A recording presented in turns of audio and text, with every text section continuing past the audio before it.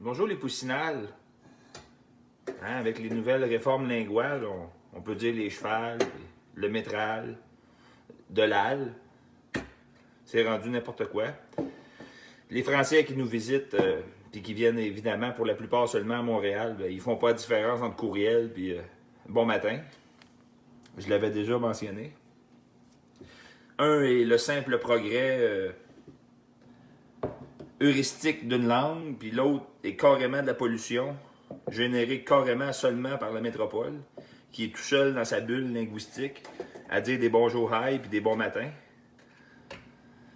Alors qu'il n'y a qu'une langue officielle au Québec, et que je passe pour un hitlérien à dire ça. De toute façon, c'est pas le sujet de ma brève apparition de ce matin. Hey, j'en ai fait une hier, une apparition, où j'avais dit que j'étais pour dédouaner tranquillement, pas vite, des petits mots courts, qui vont servir de raccourci. Mais je vais quand même les définir à chaque fois au début, surtout si je fais une grosse présentation. Hier, j'ai parlé de l'agenda d'infantilisation. Il y a soit des employeurs ou des représentants de l'État ou de forces de l'ordre qui infantilisent des adultes. Ils s'adressent à des adultes qui ont pour seul défaut d'être des citoyens, comme je vous disais, qui est un terme péjoratif, alors qu'ils ne devraient pas l'être. Parlait des citoyens comme s'ils parlaient à des enfants. Puis, fait que là, je m'adresse à l'observateur, puis je vais sauter derrière le voile, puis devant le voile. En temps normal, dans ma vie, ben, le voile, moi, il est enlevé. Là, on parle du voile hypnotique, parce que le monde va dire, pourquoi t'es-tu musulman? Non, je te parle du voile métaphysique. Le voile qui fait en sorte que l'aveugle, il reste aveugle. Qui est entretenu par le média de masse, puis une source de coordination X, qui est artificielle. Là. Fait que, hier, je parlais... mais là, je ne dirais pas à chaque fois que je me remets le voile, comme avant d'être réveillé. Je ne le dirai pas à chaque fois, mais vous allez constater que je vais le mettre puis je vais l'enlever, de la façon dont je parle, dans ma perspective, dans ce que j'expose comme idée. Fait que là, pour l'observateur, c'est ça, il y a l'agenda d'infantilisation. Il y en a pour qui c'est normal, c'est naturel. Ben, gars, ben ça. Tu sais, c'est normal que quand tu vas payer tes licences à la SAC, ben, on te dise tout. On te dise quand t'asseoir, quand te lever. Tu peux pas faire ci, tu peux pas faire ça. Oh non, non, attention. Puis dans le COVID, dans le COVID, empty case, caso vacío, c'est la même chose. On nous dit exactement à la lettre quoi faire et quoi ne pas faire. Puis ça crée un schisme. Schisme qui est un terme religieux, là, mais de façon figurée, ça crée un schisme. Un schisme, c'est une division idéologique, un gros ravin. Fait que ça divise la population. Il y en a que ça les emmarde de se faire infantiliser. Puis il y en a qui en demandent plus, puis qui disent « Hey, une chance que c'est là, une chance qu'ils nous disent tout quoi faire. Hein. Je suis ben trop sans dessin pour comprendre par moi-même qu'est-ce qu'il faudrait que je fasse. » Ça rentre dans le overlordship que je vous avais défini il y a 2 vidéos. T'sais. Ah oui, tu sais, comme... le meilleur exemple, l'exemple ultime, c'est la technologie. Puis ça peut aller bien loin, là, même dans des recherches anthropologiques, là, pour le simple exemple des allumettes, par exemple. Là, mais la technologie, c'est qu'il y a un gros overlordship vis-à-vis de la technologie à l'effet que qu'est-ce que vous faisiez, vous, les humains ou les citoyens, avant d'avoir des automobiles à moteur propulsés? Je m'en rappelle pas. Amnésie collective et amnésie intergénérationnelle, qui est cruciale pour donner le système dans lequel on vit. Fait que l'overlordship, c'est à l'extrême, là, c'est d'être accro aux nouvelles technologies. Là. Ah oui, ça prend le nouveau Apple là, qui va savoir la température que dans toute ta maison, dans tous les raccoins, ça va savoir où c'est que t'es, où c'est que tes animaux domestiques sont. Encore là, création d'un schisme, division. Il y en a qui vont s'agenouiller à ça. Oh mon Dieu, je peux pas vivre. Je vis déjà plus sans ça, ça me le prend. D'autres que ça va faire chier royalement, qui veulent rien savoir. puis ils se tassent sur le côté pour créer un timeline distinct. Bon, concept, je voulais dédouaner, netting, screening. Ça, c'est de la discrimination au sens propre, pas de la discrimination de façon péjorative, mais vous voyez comme quand on met de la terre en vrac dans un tamis pour aller chercher une catégorie de terre. Ça, c'est du screening. Screen, c'est un moustiquaire. Netting, c'est la même chose. Où ce que je vais en venir avec ça, tranquillement, pas vite, ben, je vais en venir que ici-bas, sur Terre, ça recrute. Ça veut dire quoi, ça recrute? Ça veut dire que si je veux travailler, je peux aller me trouver un job, oui, évidemment, là, parce que tu es esclave, anyway, là, fait que ça va de soi. Mais ça recrute dans d'autres règnes, tu sais, pire que le mainstream, que le timeline principal, tu sais. Ça recrute. Comment ça recrute? Ben, avec toutes sortes de tactiques subtiles, puis le screening, netting, c'en est une. Donc, quand on est le grand œil qui voit tout, même si moi je sais très bien qu'il ne voit rien pantoute, il fait juste collecter des données puis storer ça sur des disques durs. Il n'y a rien au niveau d'intelligence humaine qui se passe là.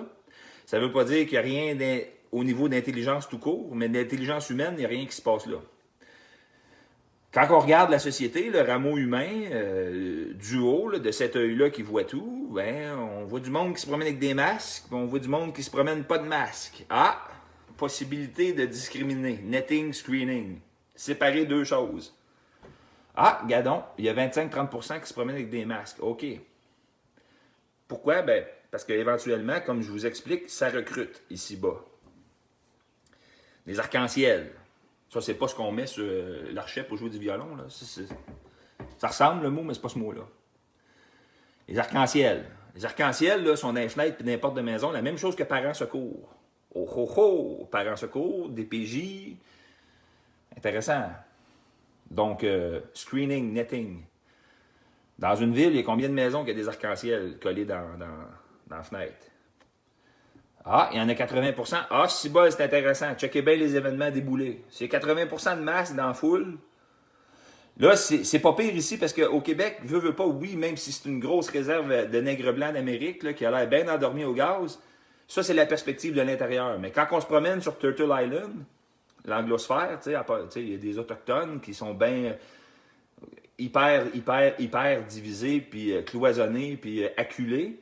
C'est tragique, c'est très triste, mais notre grosse réserve qui est le Québec, c'est similaire. C'est la Gaule, tu sais. C'est la Gaule dans tout un empire romain.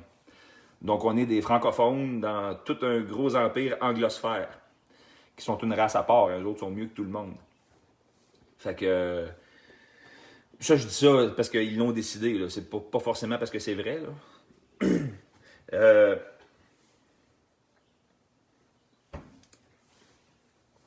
Quand on sort de cette grosse réserve-là, ben, on se rend compte que finalement, puis qu'on va participer à l'endormitoire collectif de l'anglosphère, ben, on se rend compte que dans le fond, au Québec, on est pas mal éveillé. T'sais. Mais ça, ils veulent pas qu'on sache ça. T'sais. Ils veulent pas qu'on sache ça. Fait que à l'intérieur, on peut dire ce qu'on veut, puis à l'extérieur aussi, on dit ce qu'on veut, mais c'est d'autres choses. La perspective est différente. Fait qu'énergétiquement, ben, c'est pas les mêmes idées qui éclosent. Là, le parallèle troublant avec l'émergence de l'infantilisation, là, puis le schisme que ça crée, que ça en fait chier à moitié, là, vraiment comme des purges là, carrées, là. Square peg in a round hole, puis l'autre moitié qui est tout ébloui, puis qui en redemande. En parallèle à ça, tu as l'émergence de la montée en flèche de quantité d'enfants autistes, de quantité d'enfants hyperactifs, quantité d'enfants avec des troubles d'attention, des déficits d'attention. Puis c'est grave, je le vois de plus proche depuis récemment, c'est pour ça qu'aujourd'hui je suis capable de vous faire le parallèle, le lien qui est troublant, qui n'est pas trou bleu ni trou rouge, c'est trou blanc vraiment, comme le Mont Blanc. Ça marche en parfaite symbiose. Tu sais. Le bulldozer, il avance une laille à la fois. Je mets mes mains plus haut parce que comme ça, je ne vois pas, je vois ceux qui me regardent. Fait que tu as le bulldozer de plus en plus d'enfants autistes, de plus en plus de vaccins, de plus en plus de gens avec des déficits d'attention. Ces enfants-là deviennent évidemment des adultes à un moment donné. des adultes qui ont des déficits d'attention. Là, tu vas dire, c'est quoi la différence? Ben, la différence, c'est qu'un adulte, d'habitude, tu n'as plus les parents qui le supervisent, puis qui passent en arrière, puis qui ramassent tout, puis qui ferment les ronds de poêle à sa place, puis tu sais. Donc, ça fait une société chaotique. Ça, c'est une l'aide du bulldozer. L'autre l'aide du bulldozer, tu as les autorités qui infantilisent, puis qui jubilent à t'infantiliser. Puis, ah oui, plus. Ah non, respect pas, ah, respect trop. Asseyez-vous là. Non, pas ce siège-là, monsieur, je viens de vous le dire, blablabla. Puis tout le monde dit, ah, oui, béni, oui, encore plus. Fait que ça, pour quelqu'un qui a une moindre conscience, c'est troublant. Hein? Ça porte au questionnement. Que les deux avancent proportionnellement. C'est-à-dire qu'il y a un système qui te fabrique des déficiences dans le métabolisme humain, qui est potentiellement parfait, là, qui est potentiellement divin. On vient mettre nos 5 gros pouces par main là-dedans. Là. L'autre fois, je vous l'ai expliqué, c'est parce qu'il intercepte entre le grand vide et l'éclosion. Là. Puis qui régule, puis qui légifère de l'autre bord, puis qui prépare le terrain pour une société de plus en plus débile. Débile, plus au sens espagnol que français, là, qui veut dire faible ou affaibli. Tandis que débile en québécois, c'est vraiment entre les deux oreilles. Là. Il est débile. Ben, c'est tout à fait compréhensible. C'est parce que c'est la même main. C'est le même maître d'œuvre qui fait ça. Pas bien dur à comprendre. Hein? Ça, c'est fait. Comme les Denis de relais quand ils prennent les présences.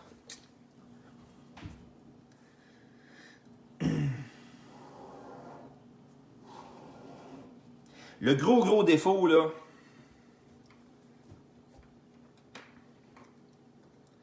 tu sais, on peut rentrer dans le micro, là, tu sais, on peut dire, commence par enlever, au Québec, dans notre grosse réserve de frog, là, commence par enlever le barreau, commence par enlever Revenu Québec, commence par enlever la DPJ.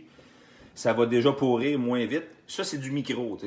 Là, c'est quand on s'improvise technicien, là, puis on va dessouder cette composante-là exactement pour la remplacer. Mais d'une perspective plus large, le cancer entre les deux oreilles collectif qu'on a, c'est le relativisme moral versus les lois universelles, au détriment des lois universelles. On sait très bien que nos pseudo-lois, même s'il n'y en a pas, là, on l'a expliqué de fond en comble, nos pseudo-lois à l'intérieur de la grille de la quarantaine, ils sont vraiment pas un calque des lois universelles. Si on veut que les choses avancent pour vrai, de façon sûre, avec un fail-safe, il faut que ce soit des lois universelles. Autrement dit, si la population veut du changement, puis elle veut imposer un changement, mais ça va prendre une proportion majoritaire qui prennent la même décision ou qui s'entendent sur une décision. Ça, c'est infaillible à cause du nombre. Ça, c'est calqué sur une loi universelle.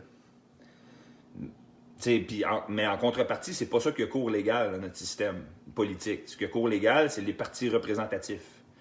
C'est des élus qui prétendent représenter le peuple, peu importe les mathématiques derrière, peu importe combien de pourcents les a mis là.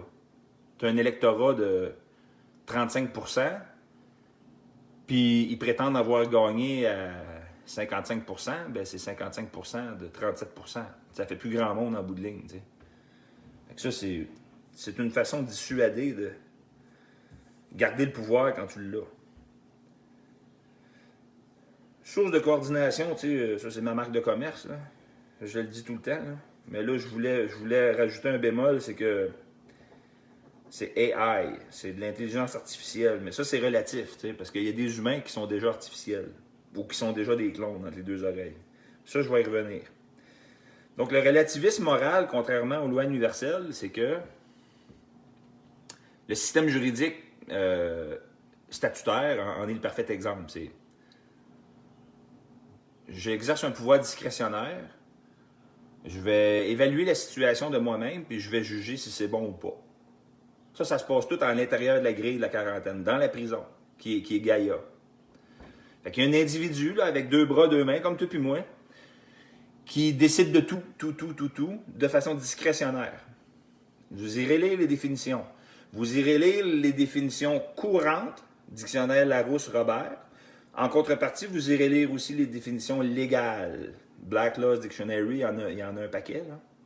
Vous allez être surpris, des fois. Je peux vous dire d'autres exemples de mots que vous allez être surpris de voir les 2 volets de définition. Émancipation, tutelle. C'est intéressant, les contrastes. Fait que le relativisme moral, c'est ça, c'est... Il n'y a pas de loi universelle, il n'y a pas de bien, il n'y a pas de mal. Donc, vous comprendrez que c'est vraiment... C'est quelque chose... Pour que ce genre de choses-là soit un tel cancer dans notre société, c'est parce que ça fait longtemps qu'il y a une quarantaine ici. Hein. Puis je parle pas de la quarantaine du COVID. Ça veut dire que ça fait longtemps qu'on est séparés des lois universelles, puis qu'il y a des entités, où il y a des groupes, il y a des structures qui sont capables de simuler une réalité qui est complètement à côté des lois universelles, qui est isolée du tout, qui est séparée. Fait que le relativisme moral, c'est une des premières fausses idéologies qui en ressort. C'est « Ah, je vais juger, je ici-bas sur Terre, je vais juger si cette situation-là est bonne ou pas bonne d'une perspective éthique, d'une perspective morale. » C'est complètement de la foutaise. Mais j'irai jamais la mettre à côté d'une loi universelle ou des lois universelles pour voir si elle a une similitude ou si elle a une certaine conformité avec des lois universelles. Les lois universelles qui stipulent « Ne fais pas de mal, puis tu n'auras pas de mal ».